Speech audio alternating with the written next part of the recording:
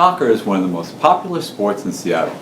It's particularly widespread in families with young children and teens. But like any sports, soccer comes with risks, especially when it comes to foot and ankle injuries, and in particular, the toes. I often see young soccer players with injuries that could have been prevented with the right knowledge and preparation. Today I'm going to talk to you about an injury called turf toe. But first, let me introduce myself. I'm Dr. Rion Berg, and I've been practicing podiatry for over 40 years in Seattle, Washington. Also, if you find the information in this video helpful, please remember to subscribe, hit the like button, and then hit the bell so you can receive a notification every time I release a new video.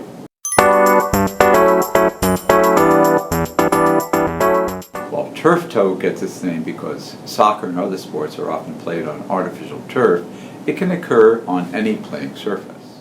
Any sport that can cause the big toe to bend too far backward or hyperextend it can damage the ligaments and soft tissues around the first metatarsal phalangeal joint, MTP joint, in the big toe. That's the joint where your big toe meets the foot. The big toe is more likely to hyperextend in sports where sudden stops and quick direction changes occur during play. That's definitely the case with soccer. Turf toe can also develop gradually from repeated stress and overuse.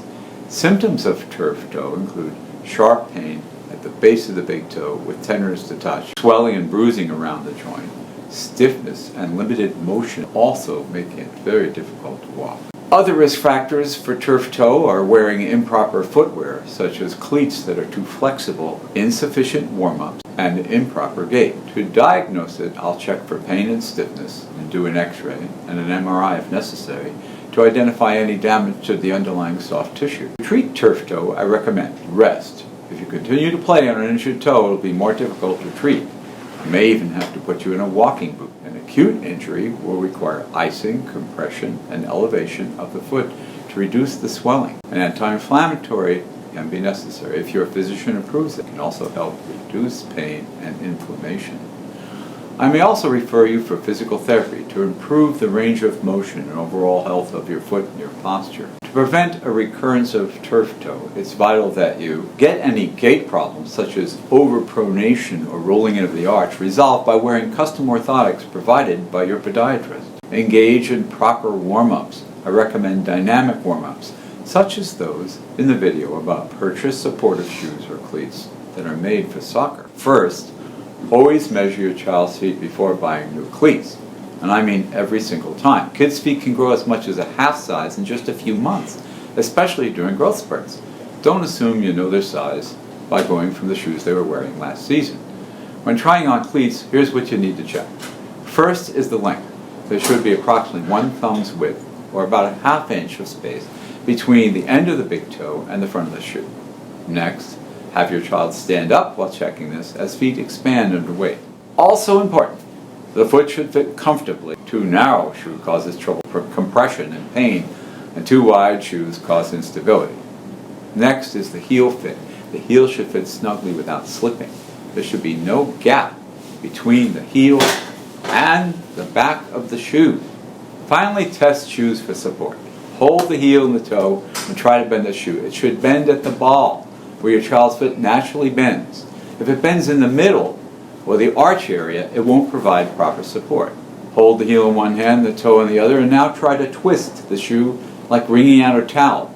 A good cleat should resist twisting. Excessive floppiness can lead to injuries like turf toe. Just because a cleat looks flashy, carries a big brand name, or costs a lot of money doesn't mean it's good for your child's feet. Marketing doesn't equal quality. Stability, proper fit, and appropriate support matter far more than the looks or the price tag. In Seattle, many families have kids play outdoors, but they also play indoors. Here's a couple of rules of thumb, depending upon the surface they're playing on. First, firm ground cleats. These are a great all-around cleat for the different types of outdoor surfaces. Next are turf cleats. These are meant for indoor soccer play only. These are more like tennis shoes and tend to have a wider toe box. Check the wear patterns. While most kids will need to have their cleats replaced annually, biannually, or more frequently, it'll depend on their age. Kids' feet can grow very fast. If teens have stopped growing, it's still important to check the wear patterns. Ensure the cleats are intact, the uppers haven't worn out, If any of these have changed, it's still important to replace them, even if they still fit. In conclusion, soccer and other sports can place a lot of stress on the toe. Buying the right shoes is an essential part of preventing future toe problems.